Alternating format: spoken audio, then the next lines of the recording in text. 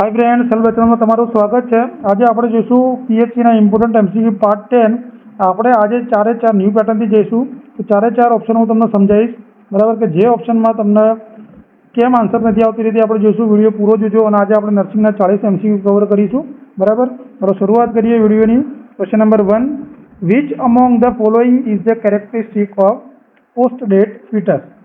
Post date fetus नीचेनामांथी कई characteristic है बराबर। पोस्ट डेट नो मतलब शू थाय पहला ये समझो।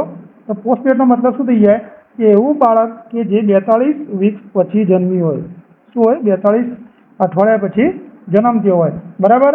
एने आपणे शुं कहीए? पोस्ट डेट फीटस तरीके ओळखीए छीए। तो ऑप्शन नी अंदर आपणे जुओ जवाब शुं आवशे। जवाब जोई लईए पछी हुं तमने चारे चार ऑप्शन समजावुं। तो आनी अंदर जवाब आवशे डिस्कमेशन्स ऑफ द एपिडर्मिस। क्लियर? तो चलो आपणे जोई लईए कि फर्स्ट ऑप्शन है कि लेथार्जिक वाळो ऑप्शन केम नहीं आवे। तो लेथार्जिक अने जे पहलो आपणो ऑप्शन है इरिटेबल। तो आ शाना साइन है? लेथार्जिक अने इरिटेबल ए फीटल डिस्ट्रेसना साइन है। याद रखजो, फीटल डिस्ट्रेसना साइन है। हवे मैं तमने कीधुं कि फीटल डिस्ट्रेसना साइन है बराबर। तो फीटल डिस्ट्रेस केम जोवा मळे पहली ए वस्तु तमारे क्लियर होवुं जोईए। आज आपणे थियरी साथे भणीशुं मस्त रीते। तो फीटल डिस्ट्रेस केम जोवा मळे एटले के जे प्लेसेंटल फंक्शन होय, प्लेसेंटाना जे फंक्शन होय ए डिक्रीज थई गया। शुं थई गयुं? प्लेसेंटाना फंक्शन डिक्रीज थई गया होय अथवा एमनियोटिक फ्लूइड शुं थई गयुं होय? रिड्यूस थई गयुं होय। तो आपणने फीटल डिस्ट्रेस जोवा मळे। तो आ बे कंडीशन होय तो एनुं कॉम्प्लिकेशन शुं जोवा मळे? तो आपणे भणता ज आवीए कि फीटल हाइपोक्सियानी कंडीशन जोवा मळे। शुं जोवा मळे? फीटल हाइपोक्सियानी कंडीशन जोवा मळे। एटले आनी अंदर लेथार्जिक अने इरिटेबल ऑप्शन्स आवतो नथी बराबर। कारण कि लेथार्जिक इरिटेबल शेमां जोवा मळशे? एक बिहेवियरल अने न्यूरोलॉजिकल सिम्पटम्स है बराबर। ए आपणने जोता खबर पड़ी जाए। ए पोस्ट डेट फीटसनी अंदर जोवा मळतो नथी। ए कोनी अंदर जोवा मळशे? तो फीटल डिस्ट्रेसनी अंदर जोवा मळशे। क्लियर थई गयुं? सेकंड नंबरनो जे आपणो ऑप्शन तो एरियोला इज नॉट पिगमेंटेड वाळो बराबर। तो एरियोला एटले शुं? पहली वस्तु तमने खबर होवी जोईए। तो एरियोला एटले के जे निपलनी आजुबाजुनो भाग बराबर। शू? निपलनी आजुबाजुनो भाग ने आपणे शुं कहीए छीए? एरियोला तरीके ओळखीए छीए। क्लियर? ये वस्तु थई गई क्लियर तमारी। हवे एरियोला इज नॉट पिगमेंटेड नो मतलब शुं थईए कि एरियोलाना आजुबाजुनो भाग पिगमेंटेशन ना होय। हवे लेक ऑफ पिगमेंटेशन शामां जोवा मळे? कि आ जे वस्तु कहेवा मांगे शामां जोवा मळशे? तो ए शामां जोवा मळशे? प्रीटर्म इन्फंटमां। शामां? प्रीटर्म इन्फंटनी अंदर जोवा मळशे। प्रीटर्म तमे कोने कहेशो? कि एवुं बाळक के 37 वीक पहला जेनो जन्म थयो होय एने आपणे शुं कहीए? प्रीटर्म बेबी तरीके ओळखीए छीए बराबर। के एनी अंदर शुं होय कि प्रीटर्म बेबीनी अंदर एनी स्किन अने एना फीचर शुं होय? ओछा मेच्योर थयेला होय छे बराबर। पण आपणे पोस्ट टर्मनुं पूछ्युं छे तो पोस्ट टर्ममां जे वेल पिगमेंटेड एरियोला होय, नॉट पिगमेंटेड ना होय। એટલે આપણો આન્સર નહીં આવે। थर्ड नंबरનો क्वेश्चन જે આપણે સીએ તો डिस्कमेशन्स ऑफ द एपिडर्मिस જે આપણો સાચો આન્સર હતો। और डिस्कमेशन्स ऑफ द एपिडर्मिसનો मतलब શું થાય? तो એનો मतलब શું થશે કે જે આપણી સ્કિન હોય, સ્કિન કેવી થઈ જાય? એકદમ પીલ થઈ જાય। કેવી? પીલિંગ ઓફ ધ સ્કિન જોવા મળે। અથવા જે સ્કિનનો બહારનો લેયર હોય એ શેડ જેવું જોવા મળે। કેવું જોવા મળે? શેડિંગ જોવા મળે અથવા પીલિંગ જોવા મળે બરાબર। पोस्ट डेट बेबी अंदर એટલે पोस्ट डेट बेबी अंदर हॉलमार्क साइन આપણે डिस्कमेशन्स ऑफ एपिडर्मिस कहीए छीए बराबर। केम जोवा मळे? आ केम थाय ए तमने खबर होवी जोईए। એટલે કે જે જેસ્ટેશન છે, જે 42 वीक सुधी जेस्टेशन थाय એટલે प्रोलोंग थई गयो। जेस्टेशन प्रोलोंग थवाना कारणे शुं थई जाय? एनी अंदर एमनियोटिक फ्लूइड घटी जाय। तो एमनियोटिक फ्लूइड घटी जाय અને આપણે શું કહીએ? ઓલિગો हाइड्रोमिनस तरीके ओळखीए छीए। અને એની સાથે સાથે જે વર્નિક્સ કેસિયોઝા છે, વર્નિક્સ કેસિયોઝા શું થઈ જાય? डिक्रीज થઈ જાય। तो वर्निक्स केसियोजा ए भी मोस्ट टाइम क्वेश्चन है। एकदम व्हाइट कलर नु चीजी लेयर होय छे जे शुं करे छे? ए स्किन ने प्रोटेक्शन नु काम करे छे बराबर। એટલે આની અંદર શું જોવા મળશે? डिस्कमेशन्स ऑफ द एपिडर्मिस આપણો સાચો આન્સર જોવા મળશે બરાબર। પોસ્ટ બેબીની અંદર। હવે ચોથું ઓપ્શન હતો આપણે વર્નિક્સ કેસિયોઝા કવર ઓફ ધ બોડી बराबर।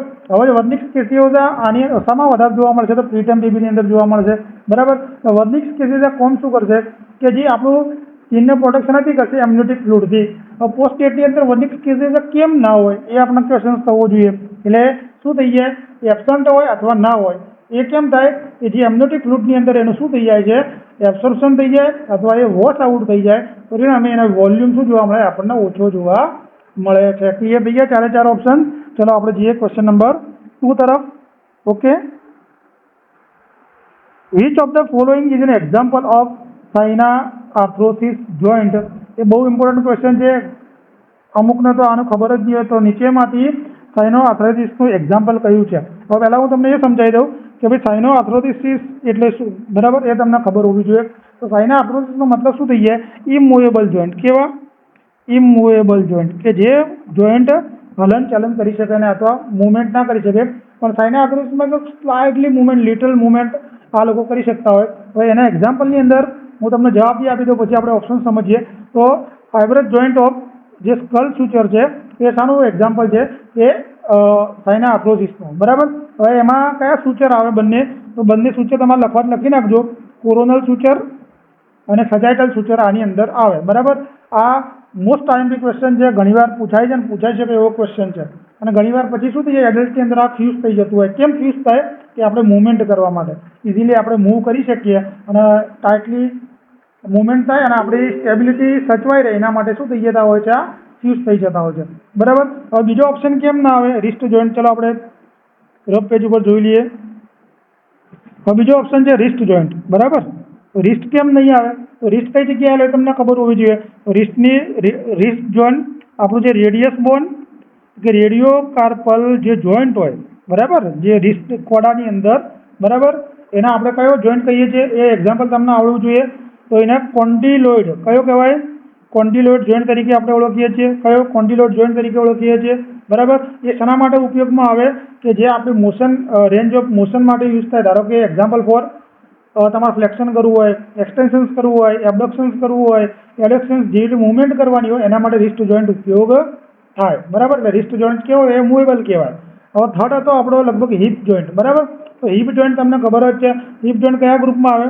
તો બોલ એન્ડ સોકેટ જોઈન્ટ. ધારો કે તમને પૂછે ભાઈ નીચેનામાંથી બોલ એન્ડ સોકેટ ગ્રુપના કોમાં આવે? તો આવશે હિપ જોઈન્ટ, બરાબર? અને એની અંદર શું જોવા મળે? એક્સેસિવ મુવમેન્ટ જોવા મળે. કેમ? એમાં ફ્લેક્શન, એક્સટેન્શન અને રોટેશન વગેરે જોવા મળતું હોય છે. રિસ્ટના જેમ જ એની અંદર થતું હોય છે, બરાબર? અને આના આપણે શું કહેવાય? હિપ જોઈન્ટનું તમારે ડાયઆર્થ્રોસિસ લખી નાખજો. ડાયઆર્થ્રોસિસ કહેવાય. ડાયઆર્થ્રોસિસનું એક્ઝામ્પલ છે આ. અત્યારે આપણે જે જોયું સાઇનોઆર્થ્રોસિસ, ડાયઆર્થ્રોસિસમાં હિપ જોઈન્ટ આવશે. ફોર્થ ક્વેશ્ચન હતો એલ્બો જોઈન્ટ. તો એલ્બો જોઈન્ટ કેવો કહેવાય? આ બી એક્ઝામમાં પૂછાયેલો ક્વેશ્ચન છે. તો હિંજ જોઈન્ટ આપણે બધું કવર કરી નાખશું જેથી તમારે બીજા કોઈ ક્લાસની જરૂર નહીં પડે. હવે આ પેટર્નથી હું જઈશ નર્સિંગમાં. તો એલ્બો જોઈન્ટ શેમાં આવશે? Hinge joint. હિંજ જોઈન્ટ એટલે હિંજ એટલે સાઇનોવિયલ જોઈન્ટનો જ પ્રકાર કહેવાય, બરાબર? એ બી શું કરે? જે ફ્લેક્શન અને એક્સટેન્શનની અંદર મુવમેન્ટમાં મદદ કરે. અને આ બી ડાયઆર્થ્રોસિસનું એક્ઝામ્પલ છે. ક્લિયર? આટલા સુધી તમને ક્લિયર થઈ ગયું છે. ચલો ક્વેશ્ચન નંબર 3 બાજુ જતા રહીએ આપણે.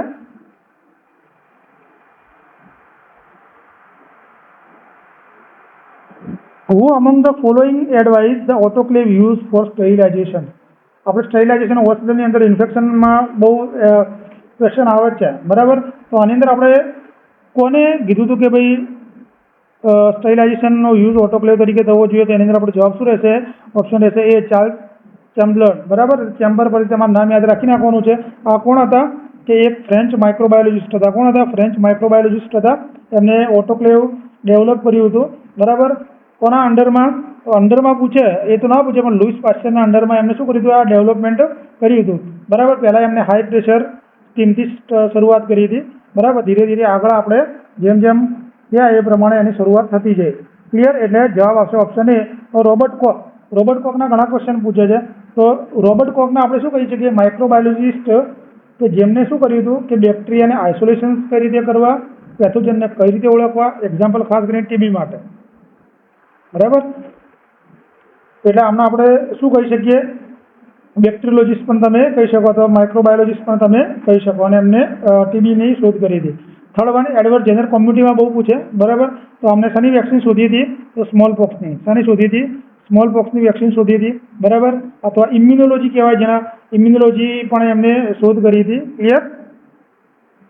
હવે એન્ટોવાન લ્યુવાન હ્યુક, ચોથો ઓપ્શન છે આપણો. એન્ટોવાન લ્યુવાન હ્યુક એ આમ જોવા જઈએ તો ડચ સાયન્ટિસ્ટ હતા જેમને માઇક્રોસ્કોપની શોધ કરી હતી. જે પાવરફુલ માઇક્રોસ્કોપ આપણે જોઈએ માઇક્રો ઓર્ગેનિઝમ્સને ઓબ્ઝર્વેશન્સ માટે જોઈએ તો માઇક્રોસ્કોપનું પૂછે તો એન્ટોવાન લ્યુવાન હ્યુક તમારે આવડવું જોઈએ, બરાબર?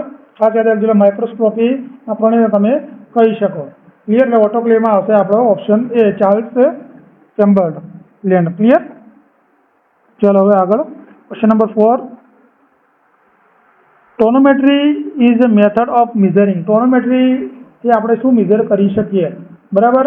હવે ટોનોમેટ્રી લગભગ બધાને તમને આવડતું જ હશે, તો એ આપણે ચારે ચાર ઓપ્શન કરીએ, બરાબર. ટોનોમેટ્રી શેના માટે યુઝ થાય અને આપણે જવાબ શું આવશે, તો પહેલા ઓપ્શન જોઈ લઈએ પછી હું તમને જવાબ કહી દઉં. જો પહેલું શું છે, પ્રેશર ઇનસાઇડ ધ લંગ્સ, બરાબર. એટલે તમે જવાબ વિચારીને રાખો. પ્રેશર ઇનસાઇડ ધ લંગ્સ, તો પ્રેશર જે લંગ્સની અંદર જે પ્રેશર હોય એ આપણે એક ટેકનિકથી માપીએ તો એને કહેવાય સ્પાયરોમેટ્રી. શું કહીશું? સ્પાયરોમેટ્રી, બરાબર.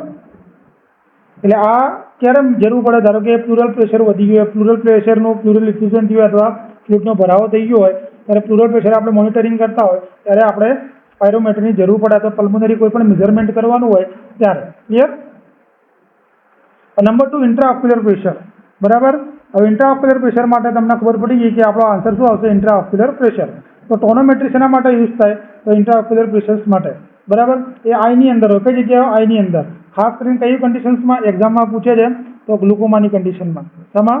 ગ્લુકોમાની કન્ડિશનની અંદર આપણે યુઝ કરીએ છીએ. ક્લિયર? એટલે ટોનોમેટ્રી આપણે આઈ માટે અથવા ઇન્ટ્રાઓક્યુલર પ્રેશર માટે અને ગ્લુકોમાની કન્ડિશનમાં યુઝ કરીએ છીએ. બ્લડ પ્રેશર તો બધાને ખબર જ છે.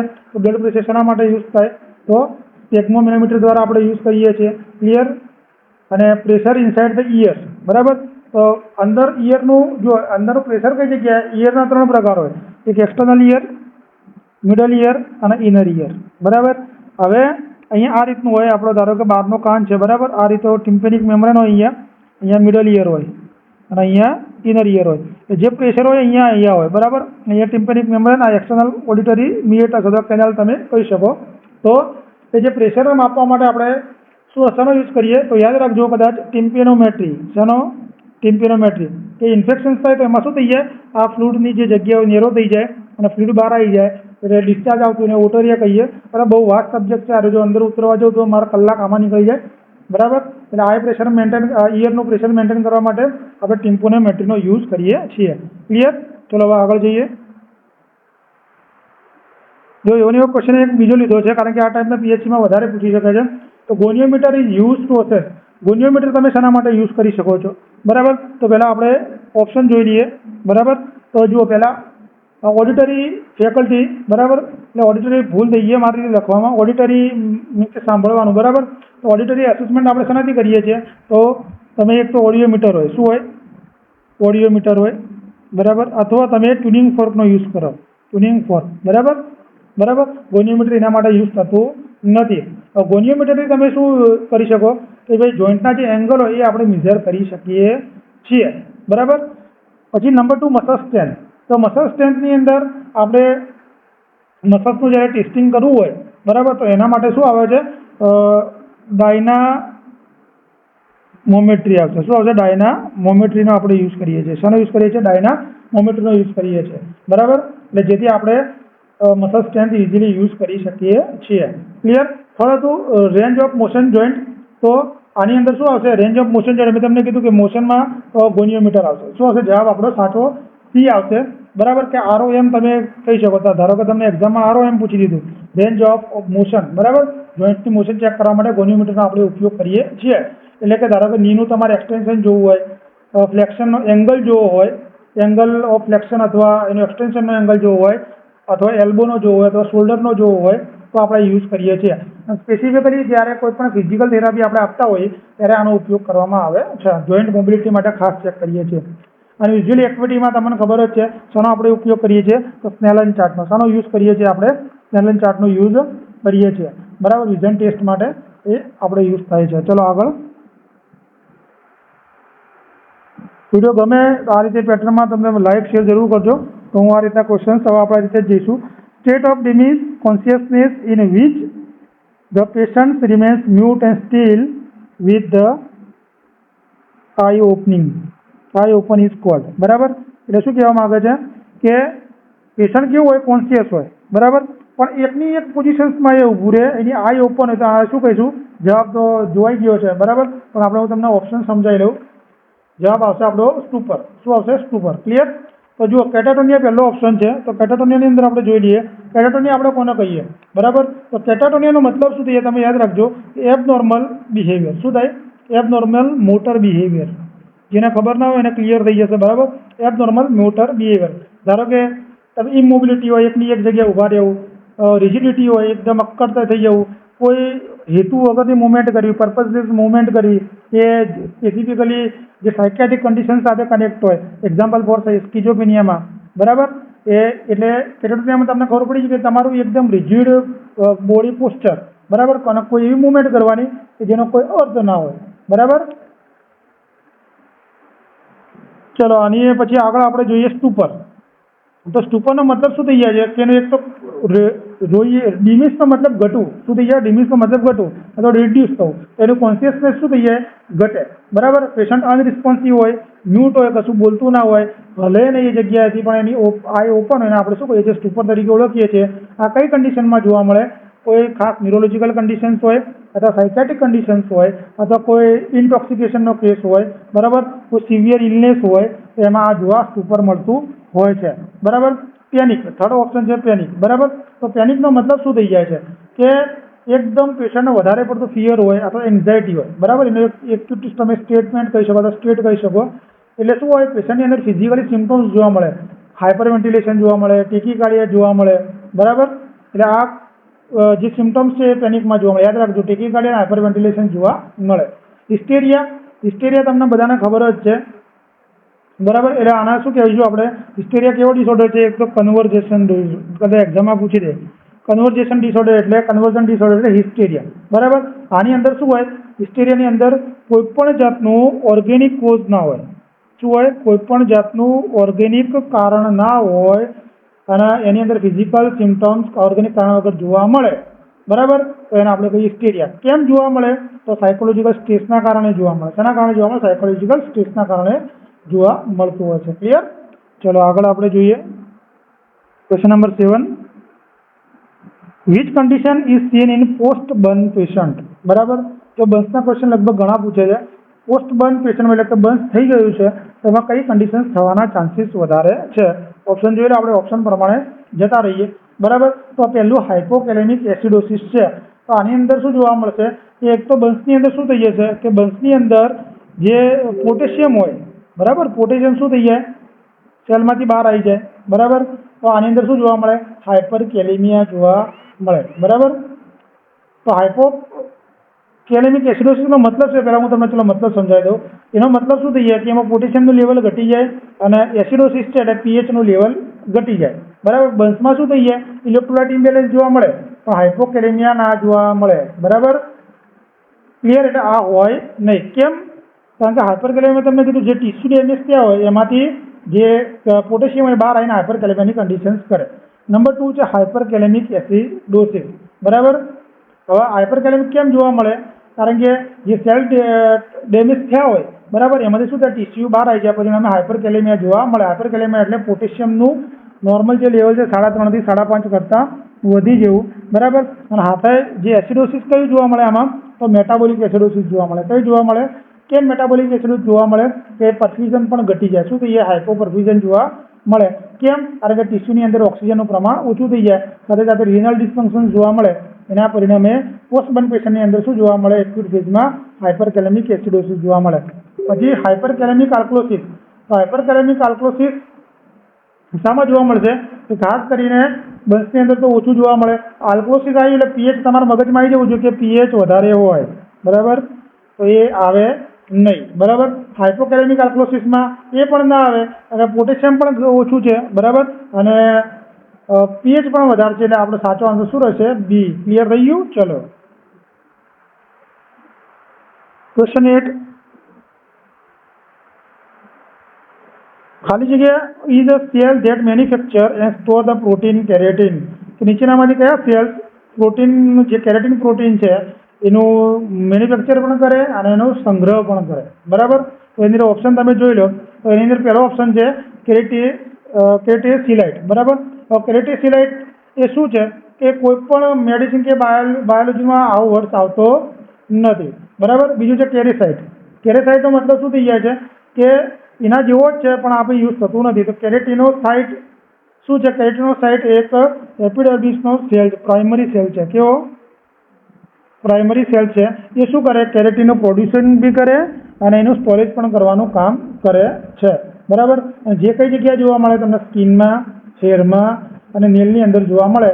અને એ મેન કામ શું કરે, એક તો સ્કિન બેરિયર ફંક્શન તરીકેનું કામ કરે, બરાબર. એટલે આટલું કેરેટીનોસાઇટ તમે ખાસ યાદ રાખજો. એક્ઝામમાં પૂછી શકે કેરેટીન લેયર બહુ જ ઇમ્પોર્ટન્ટ છે. અને કેરેટીનોસાઇટ એવું કોઈ આપણે છે નહીં. ક્લિયર? ચલો.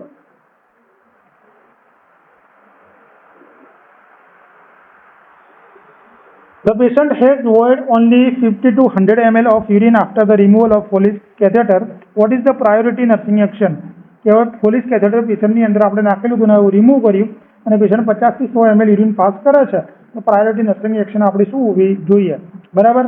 તો જો ઓપ્શન જોઈ લો તો પહેલો ઓપ્શન છે ચેક ફોર બ્લીડર ડિસ્ટેન્શન, બરાબર. એટલે કે જ્યારે આપણે Foley's catheter રિમૂવ કરીએ અને તમને લો યુરિન આઉટપુટ જોવા મળે તો એનો મતલબ શું થઈ ગયો? મતલબ એ થાય કે ભાઈ પેશન્ટની અંદર યુરિનરી રિટેન્શન હોઈ શકે. શું હોઈ શકે? યુરિનરી રિટેન્શન હોઈ શકે, બરાબર. અને ક્યારે યુરિનરી રિટેન્શન હોય તમે કહી શકો કે 50 થી 100 ml કરે છે અને બ્લેડર પૂરેપૂરું ખાલી થયું ના હોય તો આપણે ખાસ શું જોવું પડે? પેશન્ટમાં બ્લેડર ડિસ્ટેન્શન માટે જોવું પડે. એ તમે કઈ રીતે ચેક કરી શકો? બે મેથડથી આપણે કરી શકીએ. એક પાલ્પેશન મેથડ તમે યુઝ કરી શકો અને બીજું અલ્ટ્રાસાઉન્ડ એટલે કે સોનોગ્રાફી મારફતે આપણે આ અસેસમેન્ટ કરી શકતા હોઈએ છીએ. એટલે આપણું મેન સાચો આન્સર શું રહેશે? Check for bladder distension. તો એન્કરેજ ફ્લુઇડ ઇન્ટેક, બરાબર. હવે આ શું કરશે? પેશન્ટને ઓલરેડી યુરિન પાસ થતો નથી, તમે ફ્લુઇડ આપશો તો શું થઈ જાય? યુરિનેશનને પ્રમોટ કરશે, બરાબર. અને ઓલરેડી પેશન્ટ રિટેન્શન છે તો પેશન્ટના આમાં શું થઈ જાય? બ્લેડર ડિસ્ટેન્શન વધારે ખરાબ થવાના ચાન્સીસ રહે. Third, recatheterize the client. Third શું છે? પેશન્ટના પાછું કેથેટરાઇઝેશન કરો, બરાબર. જો એ ત્યારે તમે કરી શકો કે જ્યારે કન્ફર્મ થઈ જાય કે પેશન્ટ રિટેન્શનનું છે ત્યારે તમે કરી શકો, પણ આ ફર્સ્ટ સ્ટેપમાં આવે નહીં. પહેલું આપણું સ્ટેપ શું હોવું જોઈએ? અસેસમેન્ટ, કે ભાઈ બ્લેડર ડિસ્ટેન્શન ચેક કરવું એ આપણું ફર્સ્ટ સ્ટેપ હોવું જોઈએ. મોનિટર ઇન્ટેક અને આઉટપુટ, બરાબર. અને આઈઓ ચાર્ટ તો મેન્ટેન કરવું આપણે રૂટીનમાં આવે, બરાબર. ઇમિડિયેટ કંઈ જરૂર છે ને, રૂટીનમાં આપણે રીતના આઉટપુટ કેટલું થાય એમાં ખાસ કરીને ડેલી જે પેશન્ટ પોસ્ટ સર્જરીવાળા હોય કે જ્યારે પણ અસેસમેન્ટ કરતા હોય ત્યારે રૂટીન આપણે કરતા હોઈએ છીએ. એટલે ઓપ્શન આવશે આપણો એ. ક્લિયર?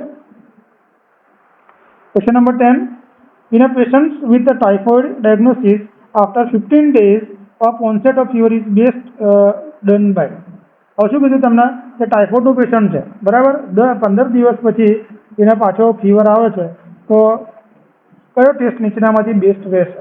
જુઓ, હવે આની અંદર તમે જોવા જો તો આપણે યાદ રખાય તો 200 4 ટેસ્ટ તમે કરી શકો: blood culture, Widal, stool culture અને યુરિન કલ્ચર, બરાબર. તો આની અંદર હવે આપણો જવાબ શું હોવો જોઈએ? જવાબ આની અંદર શું આવશે? તો વિડાલ ટેસ્ટ આપણે કરાવતા હોઈએ જનરલી, બરાબર.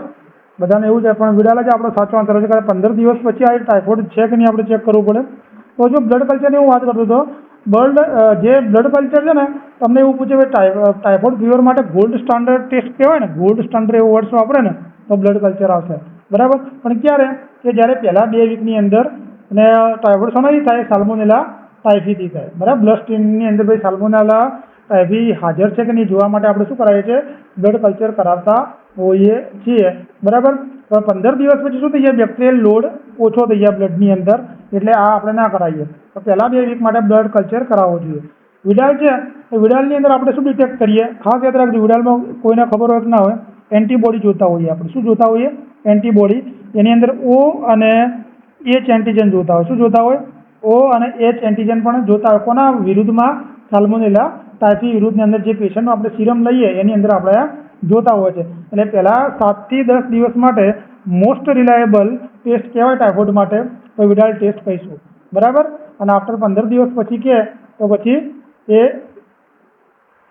આપણે આ બી વિડાલમાં 15 દિવસ પછી પ્રિફર તમે કરી શકો. આ ડાયગ્નોસ્ટિક મેથડ તરીકે વિડાલ 15 દિવસ પછી વિડાલ બેસ્ટ રહેશે, કારણ કે પહેલામાં બ્લડ કલ્ચર અને 15 દિવસ પછી વિડાલ આવશે. પછી સ્ટૂલ કલ્ચરની અંદર સ્ટૂલ કલ્ચર તમે શું ડિટેક્ટ કરવા માટે કરો? Salmonella typhi ટાઇફોઇડમાં. પણ આ ક્યારે જરૂર પડે? લેટ સ્ટેજની અંદર. ત્યારે એકદમ લેટ સ્ટેજની અંદર જ્યારે કન્વોલેશન સ્ટેજ હોય ને, કન્વોલેશન, ત્યારે આ જરૂર પડે આની, બરાબર. બાકી જરૂર પડે નહીં. યુરિન કલ્ચર ક્યારે કરશો? યુરિન કલ્ચર કે ટાઇફોઇડના ડાયગ્નોસિસ માટે આપણે 4 છે, બરાબર. પણ જે સાલ્મોનેલા ટાઇફી આપણે બેક્ટેરિયા યુરિનની અંદર બહુ ઓછા પ્રમાણમાં જોવા મળતા હોય છે, એટલે પ્રાઇમરી ડાયગ્નોસિસ તરીકે આપણે તમે લઈ શકો નહીં, બરાબર. અને 15 દિવસ પછી તમે યુરિન કલ્ચર પણ ના કરી શકો, બરાબર. એટલા માટે ચલો ક્વેશ્ચન નંબર 11 આપણે જોઈએ. In which trimester are Braxton Hicks contractions typically present. તો કયા ટ્રાઇમિસ્ટરની અંદર બ્રેક્સટન હિક કોન્ટ્રાક્શન હાજર હોય છે, બરાબર. ફર્સ્ટ, સેકન્ડ, થર્ડ અને ફોર્થ. તો જો ફર્સ્ટ ટ્રાઇમિસ્ટર તમે કોને કહીશું, તો કે 1 વીકથી લઈને 12 અઠવાડિયા સુધી, બરાબર, એટલે 3 મહિના. અને આપણે શું કહીશું, ફર્સ્ટ ટ્રાઇમિસ્ટર કહેવામાં. એટલે આ ફર્સ્ટ ટ્રાઇમિસ્ટરની અંદર શું થઈ જાય, તો એમ્બ્રિયોનિક ડેવલપમેન્ટ જોવા મળે. શું જોવા મળે? એમ્બ્રિયોનિક ડેવલપમેન્ટ થાય અને પ્રેગ્નન્સીના અર્લી સિમ્પટમ્સ જેવા કે નોઝિયા જોવા મળે, ફટીગ જોવા મળે, બરાબર. અને જે બ્રેક્સટન હિક કોન્ટ્રાક્શન છે એ આની અંદર તમને એક્સપિરિયન્સ જોવા મળે નહીં, બરાબર. સેકન્ડ ટ્રાઇમિસ્ટરની અંદર શું જોવા મળશે? બ્રેક્સટન હિક કોન્ટ્રાક્શન તમે એક પ્રકારનું પ્રેક્ટિસ કોન્ટ્રાક્શન પણ તમે કહી શકો. અને આ કેવા હોય કે તમને એક્ઝામમાં પૂછી દે ભાઈ બ્રેક્સટન એ કોન્ટ્રાક્શન કેવા, તો યાદ રાખજો પેનલેસ હોય, બરાબર. આ લખાવું છું, પેનલેસ ઇરેગ્યુલર જોવા મળે. પેનલેસ અને ઇરેગ્યુલર યુટ્રાઇન કોન્ટ્રાક્શન્સ હોય, બરાબર, એ ખાસ. અને સેકન્ડ ટ્રાઇમિસ્ટરની અંદર આપણને જોવા મળે. સેકન્ડ ટ્રાઇમિસ્ટર 13 અઠવાડિયાથી લઈને 28 અઠવાડિયા સુધીનો સમયગાળો, જેને આપણે શું કહીએ છીએ, સેકન્ડ ટ્રાઇમિસ્ટર તરીકે ઓળખીએ છીએ. ક્લિયર? તો થર્ડ ટ્રાઇમિસ્ટર તમે કોને કહેશો, તો 29 થી લઈને 40 અઠવાડિયા સુધીનો પીરિયડ તમે શું કહીશું, થર્ડ ટ્રાઇમિસ્ટર તરીકે આપણે ઓળખીએ છીએ. ક્લિયર? અને ફોર્થની અંદર હોય છે ફોર્થ જે પરપેરિયમ પીરિયડ હોય છે, મને કોમેન્ટ કરજો, બરાબર, ખાસ કરીને. એટલે ફોર્થ ટ્રાઇમિસ્ટરનો મતલબ પોસ્ટપાર્ટમ પીરિયડ, આપણે જે 42 ડેઝ સુધી આપણે કાઉન્ટ કરતા હોઈએ છીએ, બરાબર. અથવા ડિલિવરી પછી ફોર્થ ટ્રાઇમિસ્ટર તમારે ગણવું હોય, જો ટ્રાઇમિસ્ટરનો મતલબ મહિના થાય તો 3 મહિના ત્યાં તમે ગણી શકો, બરાબર. આફ્ટર 12 વીક એટલે તમે ફોર્થ ટ્રાઇમિસ્ટર તરીકે તમે ગણી શકો છો. ક્લિયર? ચલો. Paracervical block is associated with the danger of. તમે જ્યારે પેરાસર્વાઇકલ બ્લોક આપો, બરાબર, સર્વિસની અંદર આપણે આપવાનું હોય તો એમાં શું થઈ શકે, બરાબર. તો પહેલો ઓપ્શન છે ઇન્હિબિશન્સ ઓફ લેબર, બરાબર. હવે પેરાસર્વાઇકલ બ્લોક તમે ક્યાં આપો, તો પેરાસર્વાઇકલ બ્લોકની અંદર આપણે રિજિયનની અંદર આપીએ. સ્પેસિફિક જે રિજિયોનલ એનેસ્થેટિક તમે કહી શકો. એટલે સર્વિસની આજુબાજુ આપણે શું કરીએ, એ એનેસ્થેસિયા આપણે આપતા હોઈએ છીએ. કેમ આપીએ? ખાસ કરીને જે લેબર પેન હોય એ ઓછું કરવા માટે આપતા હોઈએ છીએ. એટલે લેબર પ્રોગ્રેશનને ઓછું કરે નહીં, બરાબર.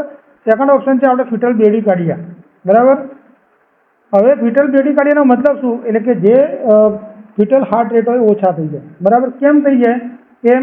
કારણ કે મેટર્નલ જે બ્લડ સ્ટ્રીમની અંદર આજે એનેસ્થેટિક ડ્રગ્સ આપણે આપીએ એનું શું થઈ જાય, રેપિડ ઝડપથી એનું શોષણ જોવા મળે, બરાબર. શોષણ થાય તો શું થઈ જાય, જે આપણે પ્લેસેન્ટાને ક્રોસ કરી જાય, બરાબર, જેથી ફિટસના અફેક્ટ જોવા મળે. પરિણામે બાળકની અંદર શું જોવા મળે, ફિટલ બ્રેડીકાર્ડિયાની કન્ડિશન જોવા મળે. એટલે આપણો ઓપ્શન શું રહેશે, ઓપ્શન સાચો રહેશે, fetal bradycardia. Clear? Increase blood loss, તો પેરાસર્વાઇકલ કોઈ બ્લડ વેસલ્સની અંદર આપણે આપતા નથી એટલે બ્લડ લોસ થવાની શક્યતા નથી. એટોની ઓફ યુટ્રસ. હવે એટોની ઓફ યુટ્રસનો અર્થ તમને ખબર હોવો જોઈએ. એટલે કે યુટ્રસ શું કરે, જ્યારે ડિલિવરી થઈ જાય એટલે એનો જે કોન્ટ્રાક્ટ થવાનું હોય એ કોન્ટ્રાક્ટ બરાબર થઈ શકે નહીં, જેના પરિણામે પોસ્ટપાર્ટમ હેમરેજ થવાના ચાન્સીસ વધી જતા હોય છે. ક્લિયર? એટલે આની સાથે કોઈ લેવા દેવા છે નહીં. ફિટલ બ્રેડીકાર્ડિયા કેમ જોવા મળે, આઈડિયા આવ્યો છે, બરાબર. 13th question, a disorder in which the patients maintain fixed posture without any movement. એવો કયો ડિસઓર્ડર છે કે જેની અંદર જવાબ દેખાઈ ગયો છે, મેન્ટેન એમને કોઈ મુવમેન્ટ વગર ઊભું રહે પેશન્ટ. તો જો પહેલો ઓપ્શન જોઈ લે, આપણે ઓપ્શન જોઈ લે, જવાબ તો બધાને ખબર પડી, કેટાલેપ્સી આવશે. તો પ્રિઝર્વેશન. તો પ્રિઝર્વેશનનો મતલબ શું થઈ જાય કે એકનું એક ફ્રેઝ બોલવું અથવા એકનું એક બિહેવિયર વારંવાર કરવું. ક્યારે કરવું કે જ્યારે કોઈ પણ સ્ટિમ્યુલસ હાજર ના હોય, કોઈ સામે હાજર ના હોય, કોઈ જાતની સ્ટિમ્યુલસ હાજર ના હોય છતાં એકનું એક બિહેવિયર કરવું, એકનું એક ફ્રેઝ બોલે જવું, એને કહેવાય પ્રિઝર્વેશન. આ સાયકિયાટ્રિક કન્ડિશન્સની અંદર જોવા મળે છે. ક્લિયર? નંબર છે કેટાલેપ્સી. કેટાલેપ્સીમાં તમને ખબર પડી જ ગઈ, બરાબર.